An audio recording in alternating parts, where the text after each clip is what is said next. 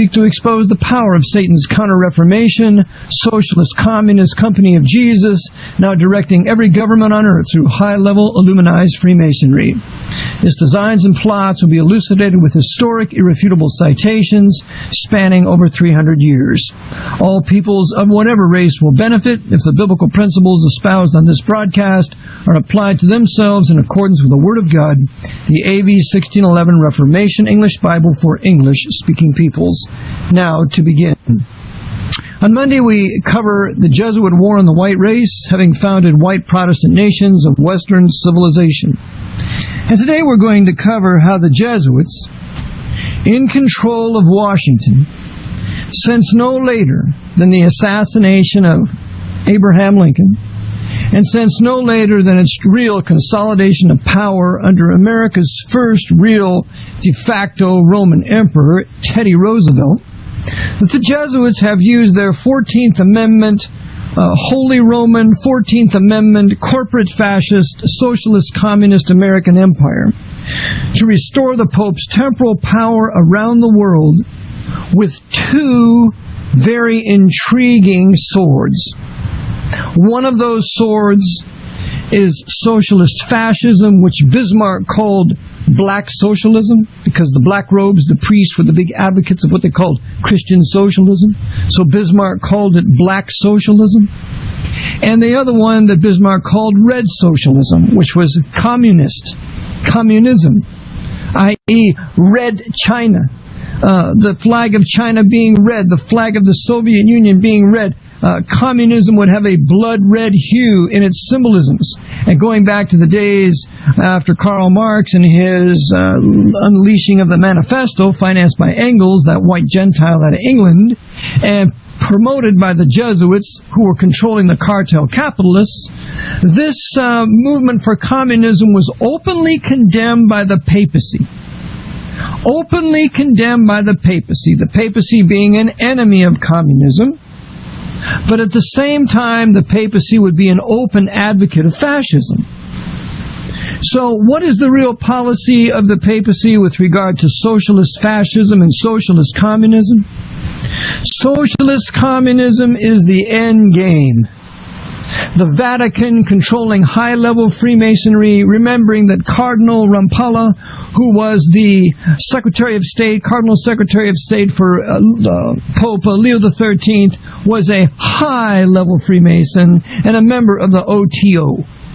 The OTO is intimately involved in establishing Soviet communism. As Aleister Crowley of British intelligence was also OTO. As Aleister Crowley was intimately acquainted with the Fabian Socialists, Sidney and Beatrice Webb, and a host of others, H.G. Wells, and H.G. Wells being a tutor of Lenin. So high-level Freemasonry is going to put in motion this international workers of the world, blah, blah, blah, communist movement that is really put upon Russia and China and other nations from the top by virtue of the Pope's power over those governments through his intelligence communities. That is the end game of Rome. Anything contrary to that is an illusion. Anything believed, such as the Pope is really against communism and the Jesuits are anti-communist, is all an illusion. The Jesuits have been the great communists since they perfected their reductions in Paraguay from 1609 to 1759. They had some 59 Paraguayan reductions where they implemented the principles of communism there, first gleaned from Sir Thomas More's Utopia. And Sir Thomas More was a traitor to the Protestant king who founded the Anglican Church. So King George, no, it wasn't King George, King Henry VIII. So Sir Thomas More was a traitor, and he was a contemporary of Ignatius Loyola. And Loyola was a contemporary of the Sir Thomas More who wrote Utopia. So we have communism coming to fruition, coming to perfection under the Argus eye of the Jesuit order in South America, then to be statutoryized, put in the Communist Manifesto through the works of Marx and Engels, tutored in the British Museum. So the Jesuits are the masters of communism. Liberation theology is Jesuit communism. communism.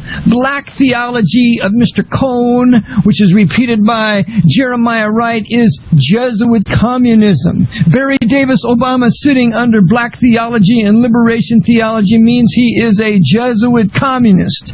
And the policies that he is implementing is Jesuit communism, backed by certain supporters like that Jesuit-controlled Nancy Pelosi, the House Speaker, and the Jesuit-controlled Joe Biden, his right-hand man, the Vice President. So this is how it's secretly working. America is communist. America, if you're going to go to college, the first 2 years in college is the pseudo-social sciences, as the great Zygmunt Dobbs wrote about in his book, The Great Deceit. How the first 2 years, if you're going to get your AA, you've got to be well-versed in socialist communism. And thus, we are not surprised to see that Canada is also communist. The white Anglo-Saxon Protestant nation of Canada is communist, thanks to the Jesuit Pierre, who was the Prime Minister several years ago, Pierre Trudeau. And he was advised by a very high Jesuit professor of the Fourth Vow. So the Jesuits have implemented communism in America. They've implemented communism in Canada. They've implemented communism in the Dutch Republic, in Holland, in the Netherlands. They've implemented communism in Sweden. They've implemented communism in England and in Scotland. All the historic, great, white Anglo-Saxon Protestant nations have had their middle class destroyed through the policies of the Jesuits, which are in fact communistic, implemented through the governments of the West here. Those governments here, controlled by the Council on Foreign Relations. In England, controlled by the Chatham House, the Royal Institute for International Affairs. That's how the Jesuits implement all their Fabian socialist communism here in America and in Britain. Well, now the topic for today is how the Jesuits are destroying the white race of these historic white Protestant nations through their implementation of communism. Communism. Now, this is very important that we get a handle on this, because we have been lied to and will be continued to be lied to by the press, be it the right-wing fascist Fox News or the left-wing communist CNN. Either way, we're going to be lied to, because neither one of them will tell us that Soviet communism was financed and coddled by American cartel capitalists in Washington, controlled by Rome. You will never be told that. You will never be told that the State Department, controlled by Cardinal Spellman, in 1949 facilitated the rise of Chairman Mao, the mass murderer, the greatest murderer of the 20th century, killing 60 million of his own people. Not to mention millions, hundreds of thousands of Koreans in the Korean War, hundreds of thousands of Vietnamese in the Vietnam War, and Cambodians and Laotians and others, all at the hand of Jesuit communism, facilitated and financed and encouraged by this American government in Washington, Rome on the Potomac. So now, let's review a little bit.